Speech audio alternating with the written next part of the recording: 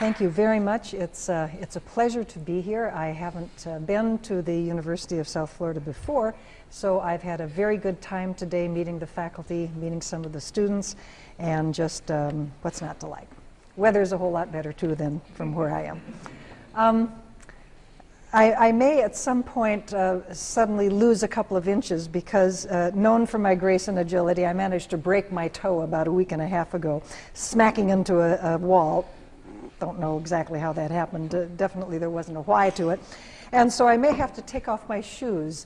So hopefully nobody will notice if suddenly I sort of slump a couple of inches here. But so I want to talk tonight about the critical thinking bills that have cropped up over the last half a dozen or so years here in Florida.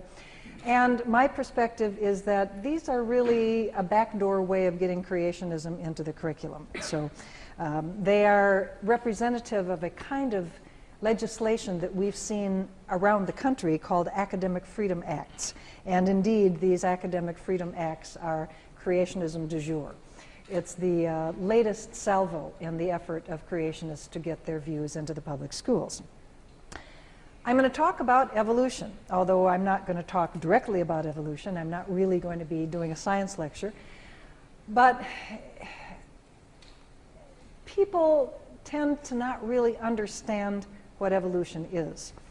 I had a very interesting conversation with a science professor who told me an anecdote of a student who came to see him very upset after the first day of class in this biology course, where the student felt that it was very offensive that the professor would be talking about evolution all the time, and that the textbook would be talking about evolution all the time. And the student was just a gratuitous use of the term, when you could talk about change, or you could talk about development, you could talk about something.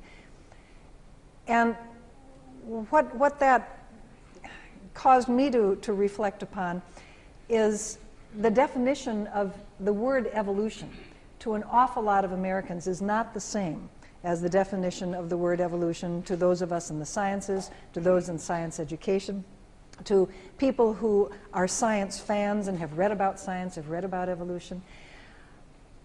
To that student, I infer the definition of evolution was very similar to that of some students encountered by a physical anthropology colleague of mine.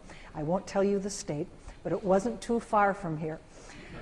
She was teaching in a community college introductory physical anthropology class, and I assure you, my friends, that if you get evolution nowhere else in the curriculum, you will get it in anthropology, because it just starts and stops everything we do in physical anthropology. It's the core of our discipline. And so this being a university class, she just marched right on and taught it. That's what you do in physical anthropology. And after a couple of weeks, she noticed a couple of students were looking kind of curious. And they came up to her after the lecture and they said, well, of course living things change through time. Of course species change through time. You mean that's evolution? We thought evolution meant you can't believe in God. That is a definition of evolution in the minds of many people. And that is not how we don't define evolution as you can't believe in God any more than we define thermodynamics as you can't believe in God. Instead, the definition of evolution is really a three-part idea. And this is all I'm going to say about science. I'll just do this little bit, and then we'll talk more about the politics and the other crazy things that have happened in this state and elsewhere. You're not alone. The big idea of evolution is that living things have common ancestors, what Darwin called descent with modification. It's not just any old change through time, it is common ancestry. We study evolution by looking at the processes or mechanisms of change, and obviously natural selection is very important in this, but there are other processes and factors that affect evolution, that help bring it about, or that influence its path through time. And we also study evolution by looking at the patterns of evolution. How has the tree of life branched through time? What are the phylogenies or the lineages that are related to other ones, and how has this splitting and branching of lineages that we call evolution taken place over time? The patterns of evolution are very important. They're very interesting. It's what paleontologists tend to do. But all three of these components of evolution are really independent. And it doesn't matter what the pattern of evolution is. It doesn't matter if, say, dinosaurs gave rise to birds, or whether dinosaurs and birds had a common ancestor, or which particular fossils are relevant to the evolution of whales, which fossils are relevant to the evolution of humans. All those pattern kinds of issues are studied independently of what the mechanism of change is. So it doesn't matter whether natural selection or something else was involved in producing these changes. People who study the pattern of evolution are concerned about the tree of life and how we can understand it better. And even the big idea of evolution is independent of the mechanisms and independent of the pattern. So we really have to look at all three of these components of evolution as being independent. Notice in none of these is there the idea that you can't believe in God. Some people look at evolution as encouraging that particular philosophical view, but there's nothing in evolution per se that would require you to give up your faith, or that would in fact even encourage you to do so. I seem to have lost my cursor.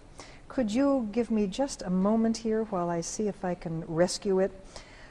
Because it would certainly be better if I could actually find my way around this. All right, don't go away, boys and girls. We are going to have to... All right, now, stop. How about this? Is this good? All right, there we go. Thank you very much. In March of 2011, State Senator Stephen Wise introduced SB 1854, which called for, quote, a thorough presentation and critical analysis of the scientific theory of evolution in the state's public schools. Well, sure. I mean, science is about critical analysis, right? Sounds good. Why then did the Florida Citizens for Science, the Florida Academy of Sciences, and most of the newspaper editorial writers object to Mr. Wise's bill, calling it an effort to get creationism into the classroom? Perhaps because Mr. Wise had submitted a very similar bill, SB 2396, in 2009. In reference to that bill, Senator Wise commented, if you're going to teach evolution, then you have to teach the other side so you can have critical thinking. But neither the 2011 nor the 2009 bills occurred in a vacuum. To understand where these bills are coming from and what they mean, we need to go back to the controversy over the Florida science education standards. Florida first adopted science education standards in 1999. In 2000, the conservative Fordham Foundation issued an analysis of the coverage of evolution in state science education standards around the country. Florida, unfortunately, got below an F. Florida got not even failed. Like only a handful of other states, the E word didn't even appear anywhere in the standards. In 2005, a group of eminent scientists, again on behalf of the Fordham Foundation, rated science standards in the United States in all disciplines, not just evolution, and concluded that Florida's science education standards were substandard. As the comment says here, it's a good thing that Florida is reworking its science standards. Florida got an F. They moved up from below F, I guess. And coverage of evolution was one of the weaknesses. But they felt that the science standards were actually not very strong overall. In 2007, the standards were revised by a committee of scientists and master teachers assembled by the State Department of Education. This committee substantially rewrote the standards to the extent that one of the Fordham analysts, Dr. Lawrence Lerner, proclaimed that the draft he analyzed in December 2007 rated a B+. And he said, quote, with a little bit of extra effort, Florida could bring that up to an A. But the procedure is for the draft to be sent to the Board of Education. You all know the difference between the Department of Education and the Board of Education. There's a big difference. The Department of Education, I mean, a lot of people don't really think about the structure of them, so let me just digress for a moment here. The Board of Education is an elected or appointed body that most states have. And the Board of Education has overseeing responsibilities for education in the state. And they basically set policy, they approve policy. The Department of Education consists of professionals. They are teachers, they are experts in different curricular fields, literature, math, history, science, whatever. So the Department of Education usually does the work, which is then approved or not, as the case may be, by the Board of Education. So the Board of Education, in this state as well as others, has the authority to make amendments, and this Board of Education did, but not in a good way. According to the St. Petersburg Times, board member Donna Calloway told the Baptist newspaper that she planned to vote against the standards, saying that evolution, quote, should not be taught to the exclusion of other theories of origin of life, and I want God to be part of this. State representatives also weighed in on the issue, and Focus on the Family encouraged its supporters to weigh in, quote, to include intelligent design in science classes. In response to these sentiments, school boards in Baker, Clay, Hamilton, Holmes, Jackson, Madison, St. John's, Taylor, and Washington counties all passed very similar resolutions. Evolution was not to be presented as, quote, fact, but only as one of several theories. We'll talk anon about theories and fact. At other public hearings, opposition to the inclusion of evolution was voiced, but scientists, teachers, and citizens, such as the Florida Citizens for Science, supported the standards and argued that it was time that Florida had first-class science education. Finally, on February 18, 2008, the new state standards were adopted by the Board of Education, but with a change in wording. Board member Donna Calloway proposed that the phrase theory of be inserted wherever the word evolution occurred. Now, what's going on here? When people say, teach evolution as theory, not fact, I say, absolutely. Absolutely. Theories are much more important than facts. Theories explain facts. So of course you teach evolution as a theory.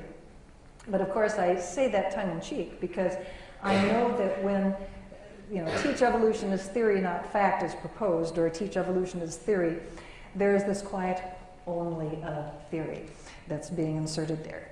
Theory in this context is the street version, street definition of theory. They're talking about theory as a guess or a hunch or something that students don't really have to pay a whole lot of attention to. You know the expression, that's your theory, Buster. This is the context that these kinds of this kind of language occurs in. So the idea that evolution would be preceded by theory of was something that was proposed by and supported by creationists on the board. Other more moderate members of the board thought, well, what we really need to do is kind of buffer this. So they put in a really good definition of what theory meant. It's a good scientific definition. It's an explanation. It's tested. The scientists have confidence in it, and so forth and so on. But then they also thought, well, we need to buffer this yet further. So they argued that not only should you say theory of evolution, you should say scientific theory of evolution. And then some others thought, well, what we really need to do, we really need to refine this further. And we need to put that phrase in front of every scientific theory in the standards. So your standards now talk about the scientific theory of evolution, the scientific theory of plate tectonics, the scientific theory of electromagnetism, the scientific theory of the cell, the scientific theory of the atom, and the scientific theory of the Big Bang. Just to cover all bases. And of course, educators were just, palm smack. Just, why? We don't need any of this. This is nonsense. And of course, it is complete nonsense. But this is an example of the politicization of science education that we have to deal with these days. So, That's where this came from. Well, it just so happened that just about a week or two ago, the Fordham Foundation issued a 2012 report on science education standards, and Florida moved up. It's now a D. But let's get back to Senator Storms and her bill.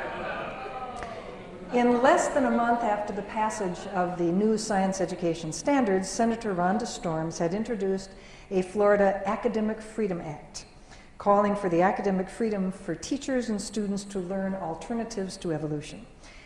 Her act would have given students the right to teach the full range of views, in other words, creationism, on evolution. It prohibited administrators from cracking down on teachers who teach bad science. It was intended to be sort of a get-out-of-jail-free card for teachers who want to teach creationism. And it left open the door for students to promote creationist views in their assignments, which, of course, was something that teachers would not want to see at all.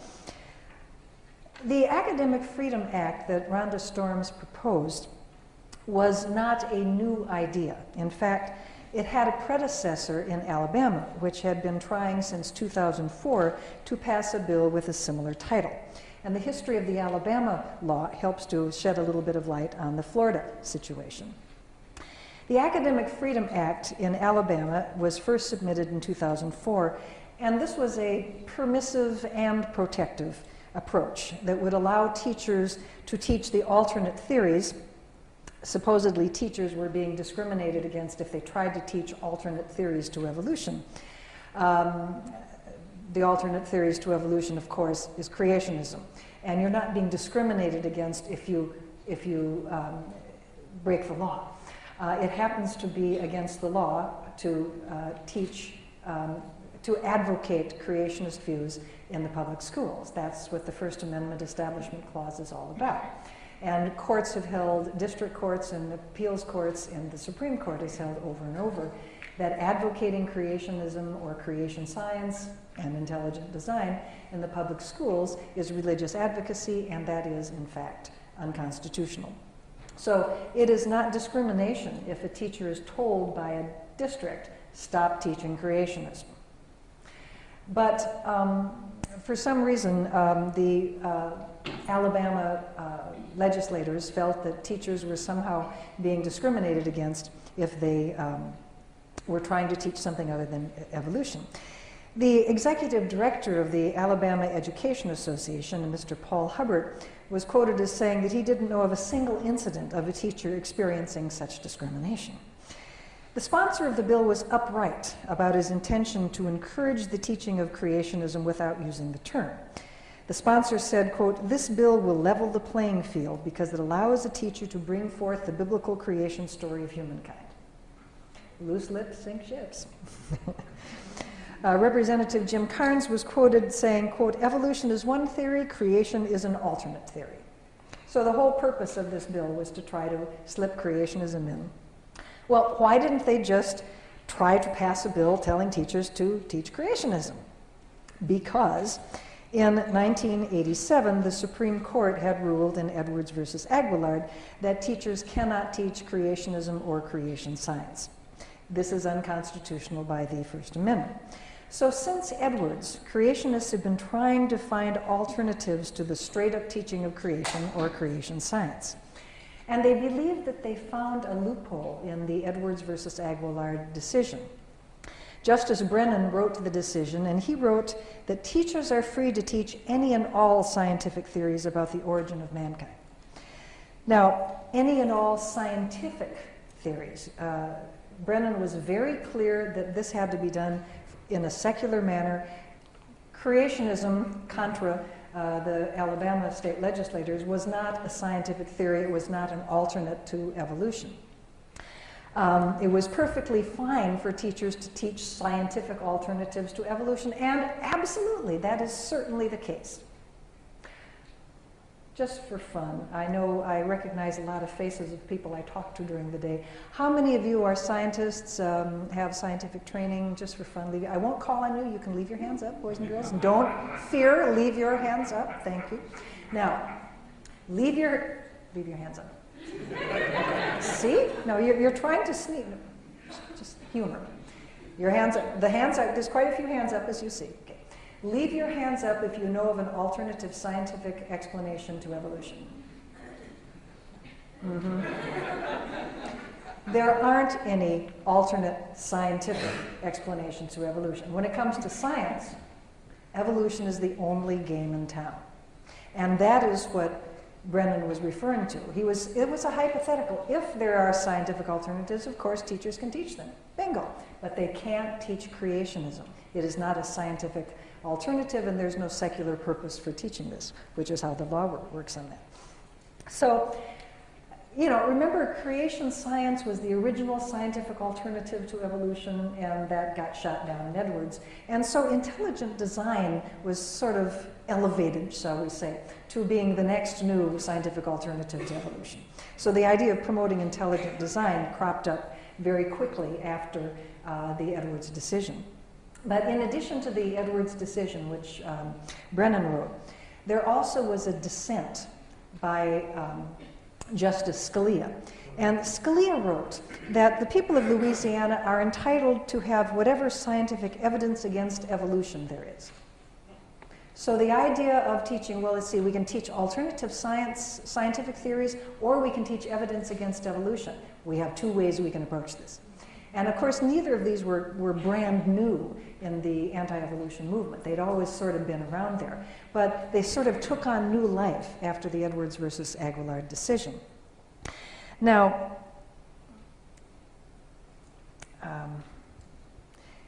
the scientific alternative to evolution, which was proposed most vigorously, was intelligent design. And then, of course, the idea of teaching evolution, but balancing it with the critical analysis of evolution, balancing it with teaching the strengths and weaknesses of evolution. In other words, the evidence against evolution.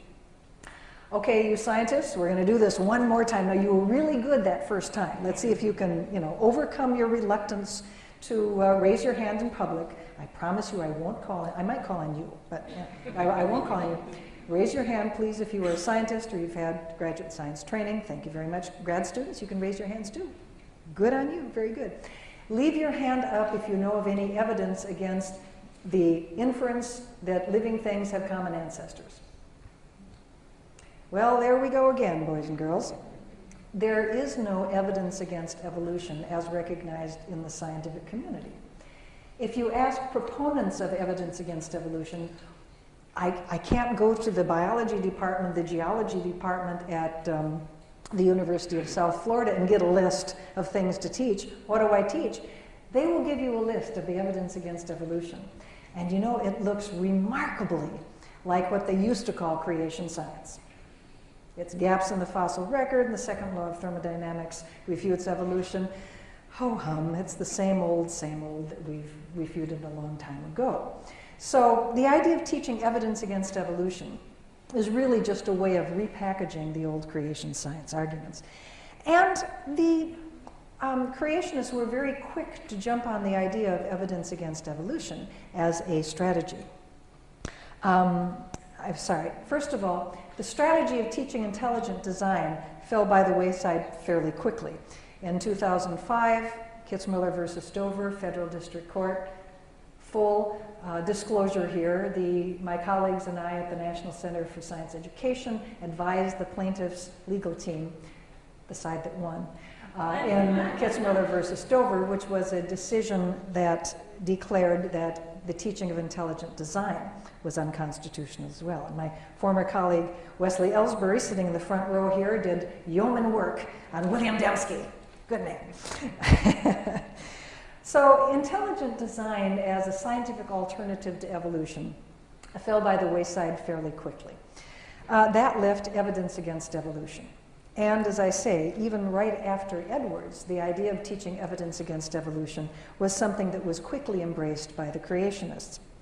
In the Institute for Creation Research publication, I apologize for a long quote, "In the meantime, school boards and teachers should be strongly encouraged to at least stress the scientific evidences and arguments against evolution in their classes. Not just arguments against some proposed evolutionary mechanism, but against evolution per se." And I want you to look carefully at the last clause there. Even if they don't wish to recognize these as evidences and arguments for creation.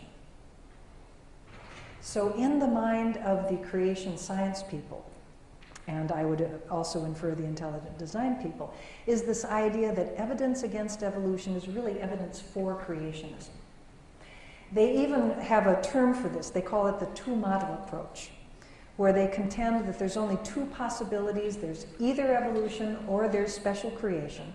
And by special creation, I mean the specific view that God created the universe, the planet Earth, plants and animals, people, that God created everything specially in its present form. That's what special creation is. It's one aspect of Christian creation theology, that of conservative Christians. And so, because there are only two possibilities, they say, if you just disprove evolution, well, creationism wins by default. You don't have to come up with scientific evidence for special creation. You just disprove evolution because there's only these two alternatives. And of course, the logic is okay, if not A, then B, but only if the premises work.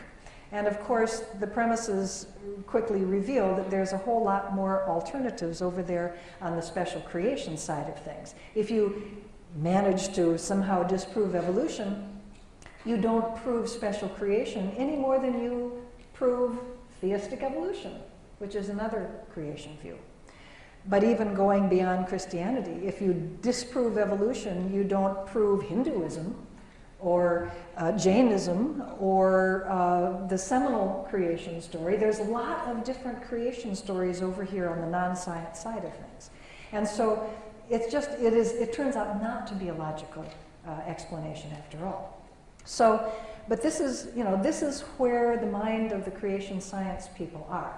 That if you disprove evolution, you promote creationism.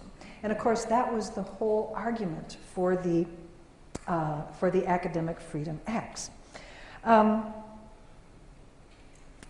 Anecdotal evidence that the approach of teaching that evolution is weak or incorrect, teaching the evidence against evolution, trying to denigrate evolution, can indeed have the effect of promoting creationism. In 2006, there was a controversy in the Southern California community of El Tejon, where a teacher was teaching an intercession course where students critically examined the strengths and weaknesses of evolution. Now, here's a transcript of a conversation between I think it's a CNN interviewer and a student who had taken the course. What have you learned? Student: I've learned that evolution has become, over the years, more and more people decide it's not completely true and there has to be another belief or another thing that replaces it. Interviewer: and what is that? Student: that's intelligent design. Meaning God? Yes, God, the Christian God who created Earth in 6 days. So I think the creationists probably are right in thinking that this dichotomous view that they have is shared by many students. So if a teacher presents evolution and then presents a lot of phony baloney evidence against evolution, a lot of the creationist arguments for why evolution is supposed to be weak science, I think students do end up thinking, oh, well, gee, if it's not evolution, what is it? Well, the only thing left is creationism. It must be creation and God in 6 days. So teaching evidence against evolution does indeed promote the creationist cause. The Academic Freedom Acts, which promote this kind of approach, have been very popular over the last half a dozen years or so. We have tracked at the National Center for Science Education close to 40 bills. This is only a selection. I haven't brought it up to date. But there have been close to 40 bills over the last, since 2004. And you can find out more about these on ncsc.com. The academic freedom bills, though, are very clever. This is a sample bill which you can find on the internet. The wording that they use is very positive. They're trying to advance science.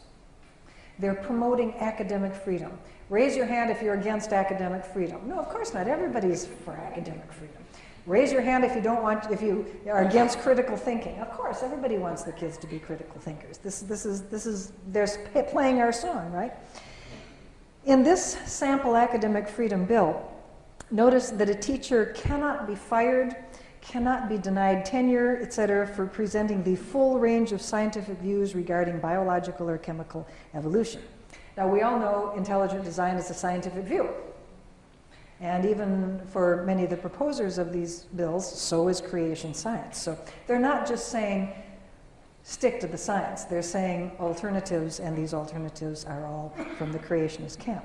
In this bill, also, students cannot be penalized because they, quote, subscribe to a position on origins. This is the sort of thing that would just give teachers the willies, you know? You give an assignment, a kid writes a paper back that's just full of his own personal opinion about why he thinks evolution is dumb and why he thinks the Bible is correct, and on and on and on. And, you know, didn't answer the question, but how is the teacher going to grade that? If the teacher grades the paper down, the student's parent comes in and stands on his desk, maybe threatens to sue, it's just too much work. So what a lot of teachers will do in a situation like that is just roll their eyes and say, you know, got to spend an extra week on photosynthesis. We probably aren't going to get to evolution this semester. And evolution slips out of the curriculum through this kind of self-censorship because teachers are intimidated by laws of this nature. These Academic Freedom Act laws really do resonate with American values. This is actually one of my favorites. Let me teach, says the teacher. Why can't I supplement my science class with current articles and balanced discussion? Here's a little linguistic cue for you. If you ever see the word balance and evolution in the same paragraph, it's written by a creationist. I can almost guarantee you that, because those are the only people who are trying to balance evolution. And the kid says, let me think.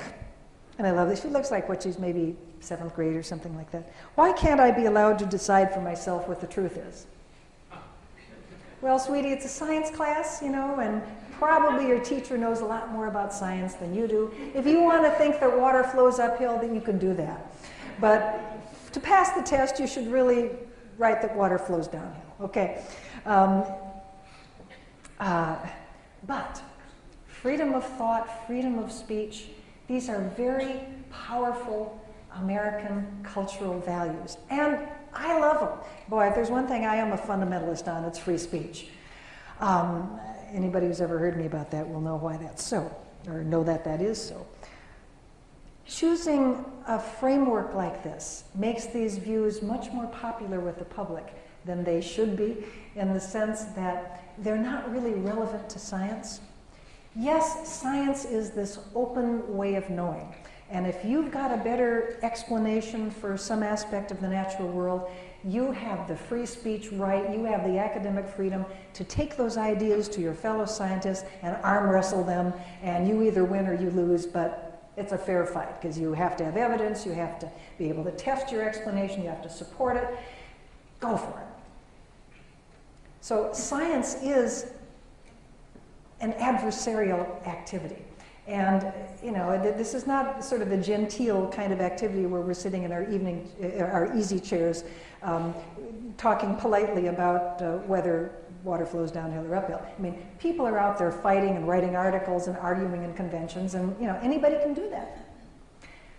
But in order to be accepted by other scientists, in order for your hypothesis, your explanation to be accepted, you have to demonstrate that it works and that it helps us understand nature. Just presenting an idea is inadequate. But this is basically what's being argued about in these academic freedom bills. What is being proposed is that ideas that aren't part of the scientific consensus, that quite honestly have been evaluated and rejected, that somehow these ideas still, in the name of academic freedom, in the name of free speech, should be brought into the high school science curriculum when at the university level they've been rejected.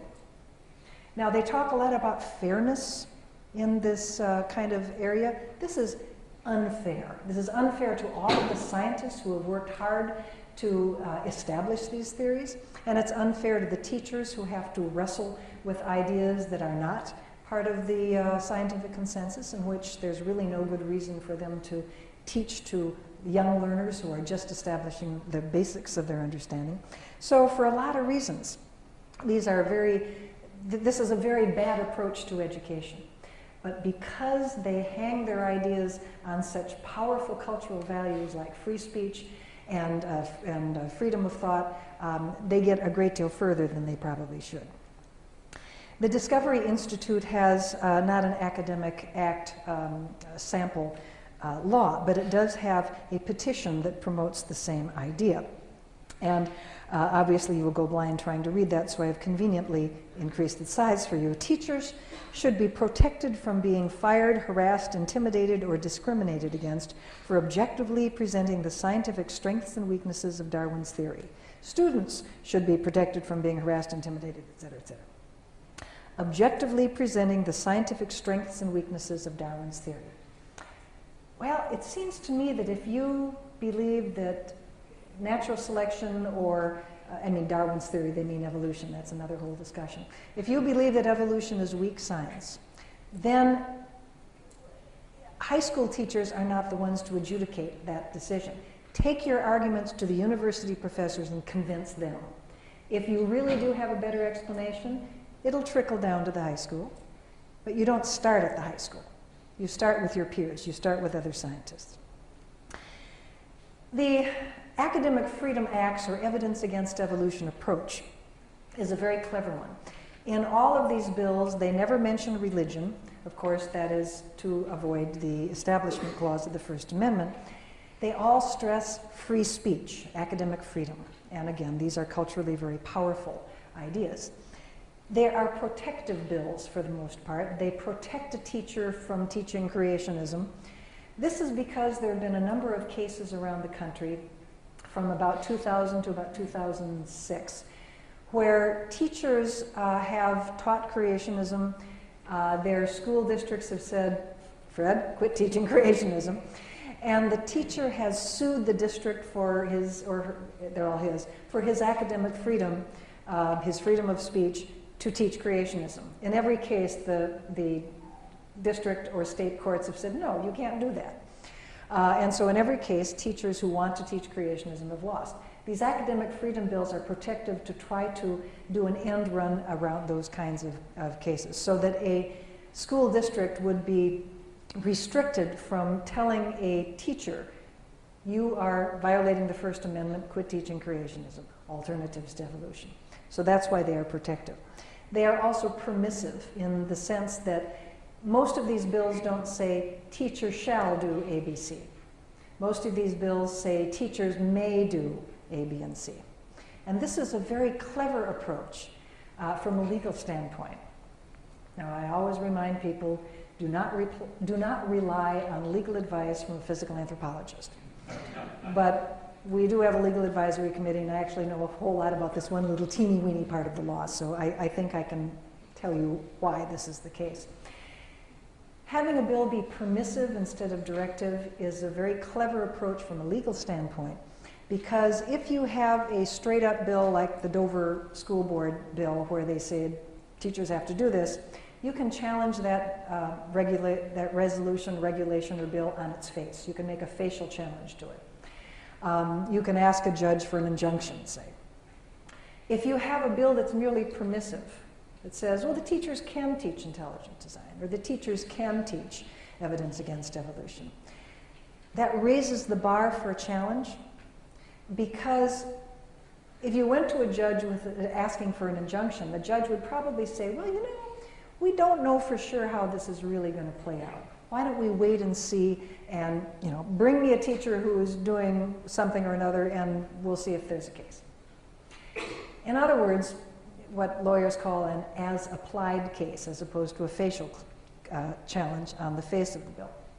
That means that those of us who want to have good science education have to find that classroom where a teacher is presenting bad science, is presenting creationism, And also, and how likely is that? I mean, how many times do your kids come home and say, guess what we learned in school today, Mom? I mean, you know, you basically don't know what happens in the vast majority of classrooms once the classroom door is shut. So you have to find the teacher, and then you have to find a student or a student in the upcoming, the next class, who's willing to be a plaintiff, who is standing to be a plaintiff and who's willing to be a plaintiff. And that is often not easy to do either. One of the reasons why I so admire the plaintiffs in the Kitzmiller versus Dover trial is that those people really had to stand up in their communities to challenge this law, and they took a lot of crap for doing so. So a lot of people just don't want to put their kids in a position of being a plaintiff. So you have to, you know, the bar is really raised considerably higher than it would be if you were just challenging a bill in its face, which is why they tend to be permissive rather than directive bills. So Senator Storm's bill was in the tradition of promoting creationism through the avenue of evidence against evolution, as were the 2009 and 2011 bills by Senator Wise. At NCSC, we often talk about the pillars of creationism. These are the three arguments that we find extant in the anti-evolution literature, whether creationism, creation science, intelligent design, whatever variant. It seems that whether it's a book or a pamphlet or a DVD or a letter to the editor, one or more of these arguments seem to crop up. The first pillar being that evolution is bad science. It is a theory in crisis. The second pillar is that evolution and religion are incompatible. And the third pillar is the fairness pillar, that if you teach evolution, it's only fair to teach creationism, intelligent design, evidence against evolution. It's only fair to balance it with the teaching of something else. Now, in terms of the Academic Freedom Acts, the current approach is to focus on the first and the third, because for legal reasons, the second pillar, the religious aspects, is going to get you a very quick summary judgment by a judge, should you actually try to make the religion argument.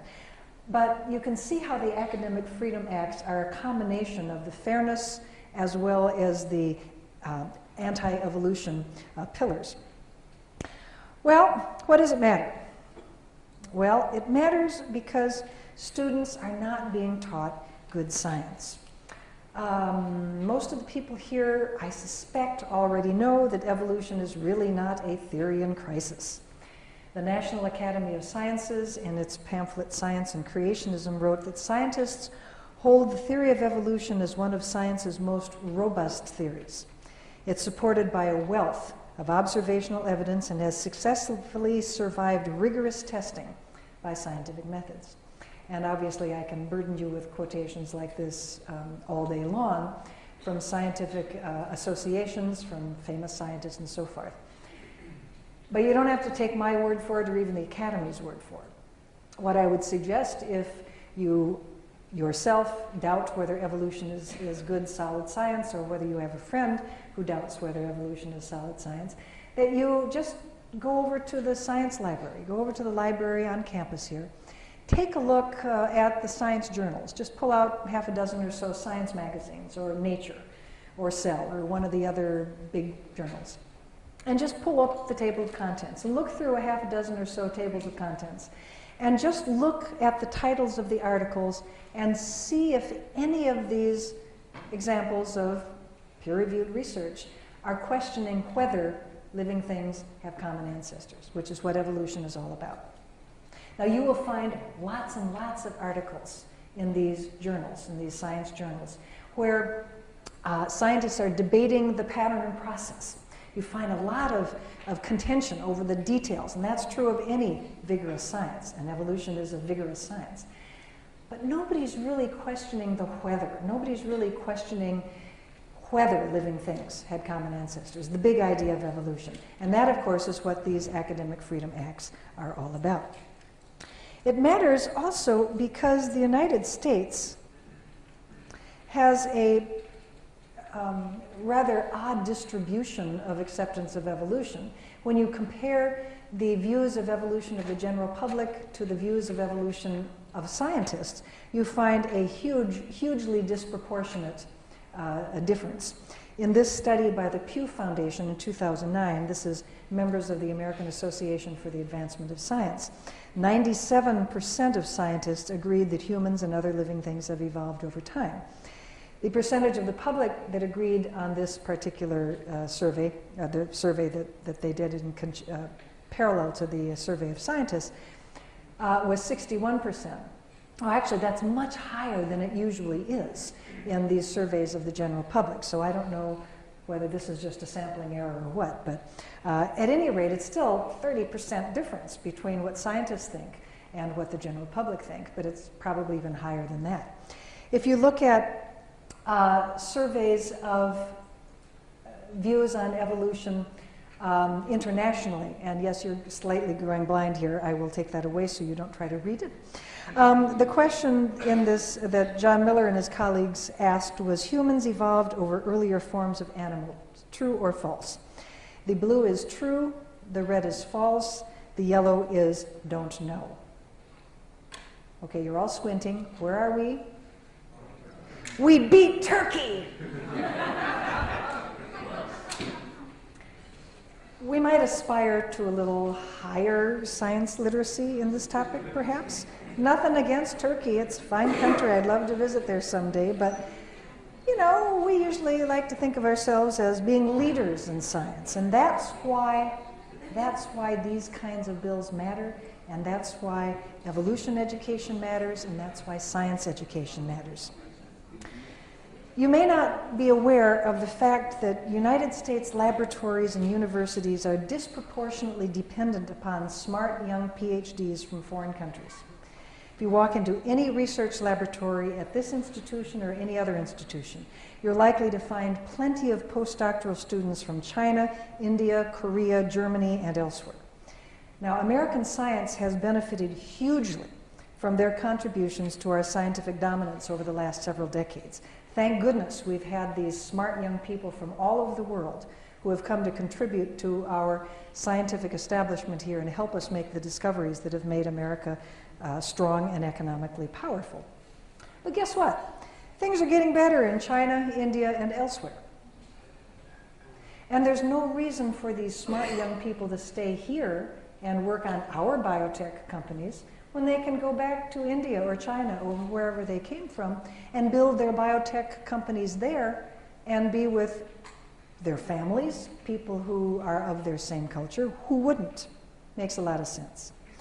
The United States has to start filling the science research pipeline with students from North America. We won't be able to depend upon foreign students forever. To do that, we need first-rate science education in our K-12 schools as well as in our universities.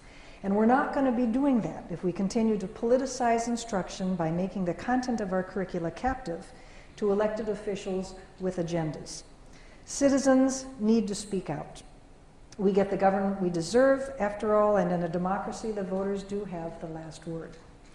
So I encourage you to support groups like the Florida Citizens for Science, the Florida Academy of Sciences, the Florida affiliate of the National Science Teachers Association, and other groups that stand for Florida students receiving a 21st century science education, not an 18th century one. And you'll find more information on this topic if you go to ncse.com. This little button over here that says News Alerts, you can get a free electronic newsletter, which is excellent. Comes out Friday, just a little bulleted list. You can follow the links, or you can read it when you have time, or you can delete it or whatever. You can get really depressed seeing what's going on. You can go to this news button here, and if you click at the news button, you will come to this page where you can sort by state or by year and find out a great deal about what's going on in the creationism and evolution controversy over the last several years. And we are a membership organization, so do consider joining. The National Center for Science Education, key people here are Glenn Branch, the deputy director. He's the one that does that really, really good Friday electronic newsletter that people all over the country really rave about. Robert Lunn is our communications director. Peter Hess is our religious community outreach director. Josh Rosenow and Steve Newton are the flare-ups wranglers. They are the people who answer the phone when someone calls up and says, what do I do? My principal is leaning on me because I won't opt out a student from learning evolution. And dealing with school boards and state legislatures, we all do to some degree, obviously. And Eric Mickel is our education director. If you go to our beloved Facebook, you will of course find that we are in fact on Facebook. And what Steve Gould is holding, and we're on YouTube, that's our YouTube site. Steve Gould is holding a most excellent biological bumper sticker that says, honk if you understand punctuated equilibria. Keep your expectations low on the number of honks. We go for quality over quantity in this regard. And many is the time, in fact, that I have been sitting at a red light and I hear this beep beep and I think, who's that jerk honking? It's a red light. Why are you giving me a bad time? And I look up in the rear view mirror getting ready to glower, and I see somebody going. They're just so, I understand. And what's really wonderful is to sort of look in the rear view mirror and, the driver's kind of doing this and the person next to him is going. That's hysterically funny if you're a biologist, but you don't know how many times, it's great. What can I say? And I also am on Facebook, and if you want to friend me, please friend me at Eugenie.Scott. There's a whole bunch of other Facebook Genie Scott pages out there, and this is the one, this is the real genuine article where I update, and if for some reason you're interested in my updates, this is where you get it, okay? Thank you so much for inviting me for your Darwin Day festivities. I've enjoyed this week.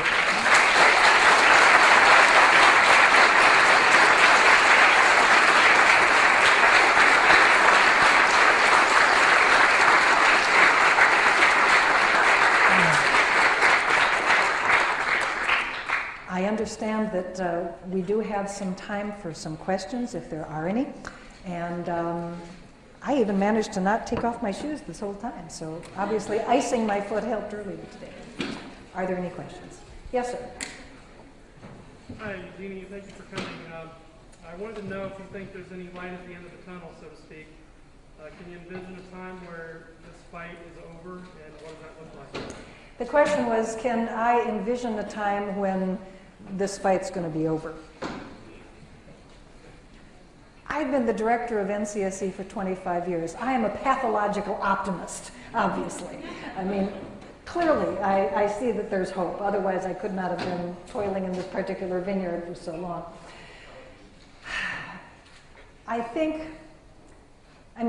Okay.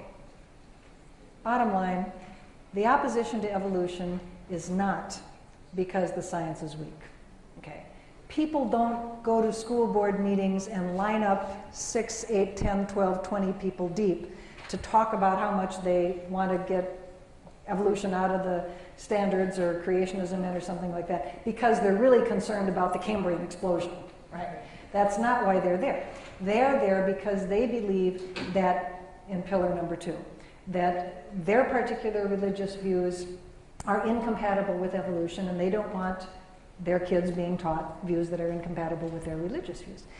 I'm sure that if there was such a thing as public education back in the time of Galileo, we would have had teachers showing up at school board meetings saying, I don't want my kids to be taught heliocentrism because it goes against my religious views. But, if nothing else evolves, religion does.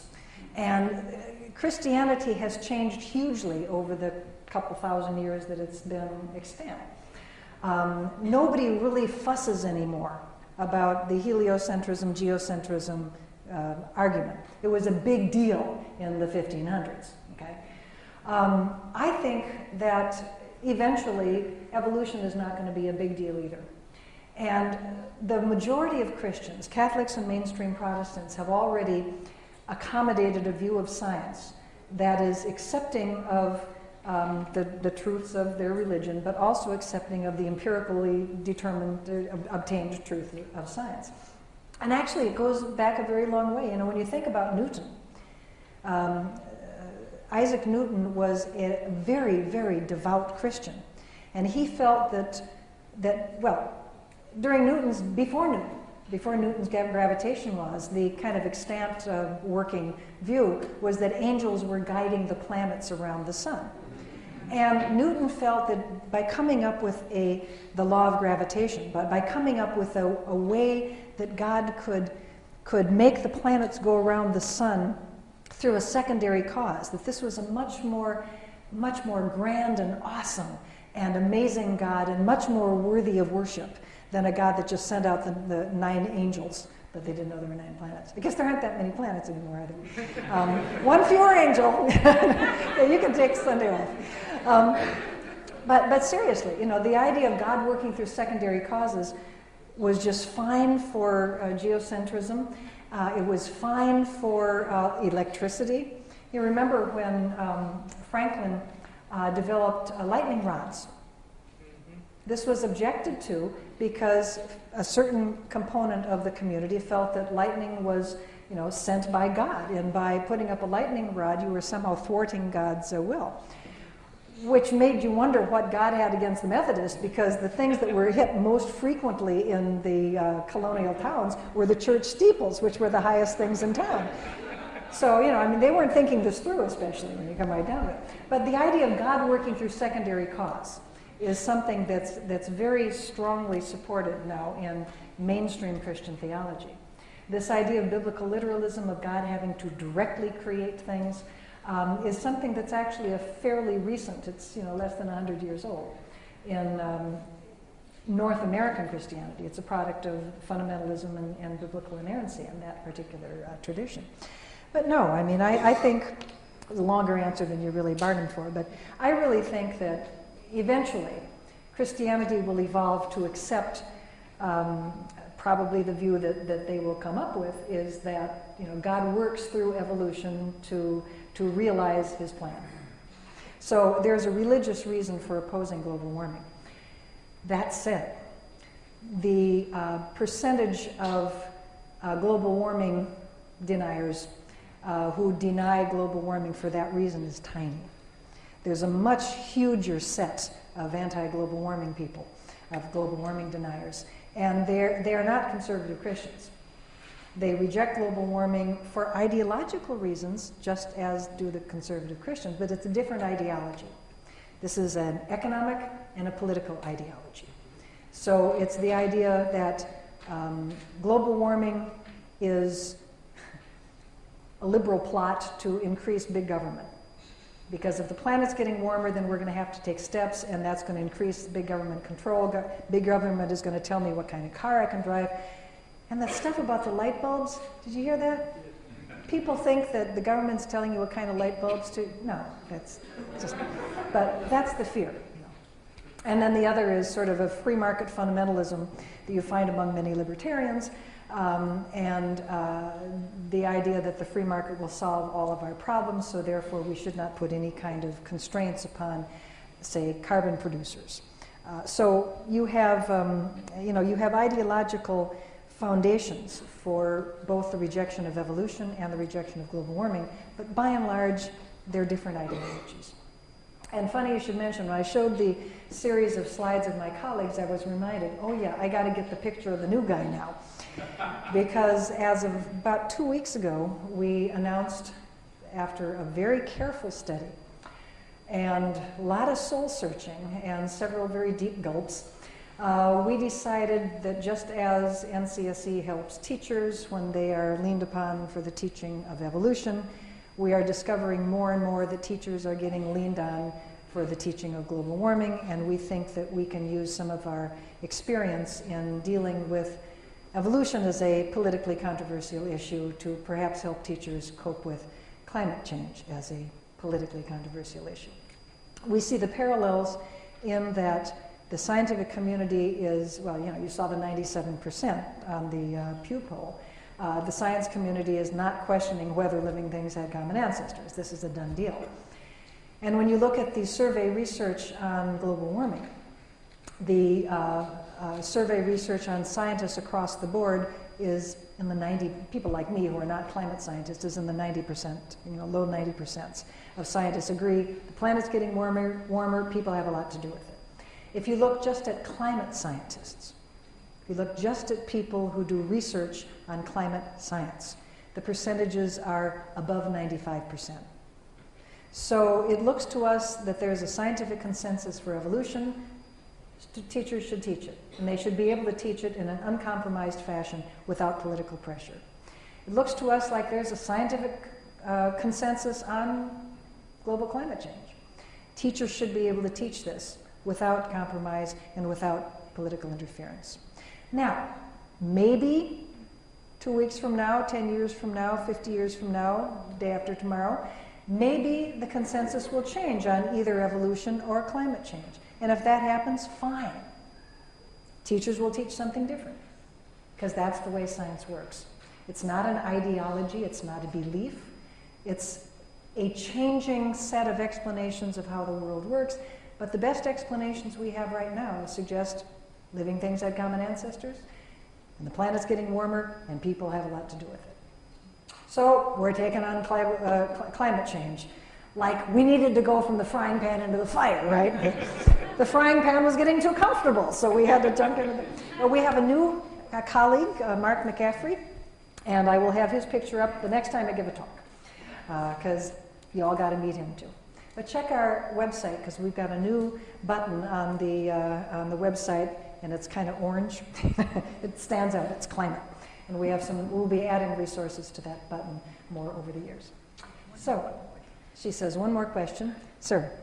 Do you have notes or a PowerPoint on your afternoon presentations that I could attend to read students? I have a PowerPoint, but I don't know how much good it would do you.